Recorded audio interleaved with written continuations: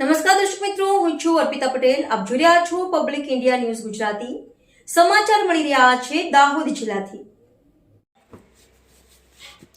4 સંતાનોને મૂકીને માતા ગુમ. ચિલાગોટા ગામની દુર્ગાબેન 16 જૂનથી લાપતા, પરિવારની ભાવુક અપીલ. દાહોદ જિલ્લાના લીમખેડા તાલુકાના ચિલાગોટા ગામના કાળી પાહણી ફળિયામાં રહેતા દુર્ગાબેન કિરણ મોહનિયા, ઉંમર અંદાજે મધ્ય વય, તારીખ 16 જૂન 2026ના રોજ જેસાવાડા જાઉં છું તેમ કઈ ઘરેથી નીકળ્યા બાદ હજુ સુધી ઘરે પરત ફર્યા નથી. આ અંગે તેમના પતિ કિરણ મોહનિયાએ લીમખેડા પોલીસ સ્ટેશનમાં ગુમ થયાની ફરિયાદ નોંધાવી છે. દુર્ગાબેનના લગ્ન આશરે 20 વર્ષ પહેલા દાહોદ તાલુકાના દશાલ ગામે થયા હતા. તેમને 2 પુત્ર અને 2 પુત્રીઓ મળી 4 સંતાનો છે. પરિવારના ભરણ પોષણ માટે પતિ ખેતી અને છૂટક મજૂરી કરીને જીવન નિર્વાહ કરે છે.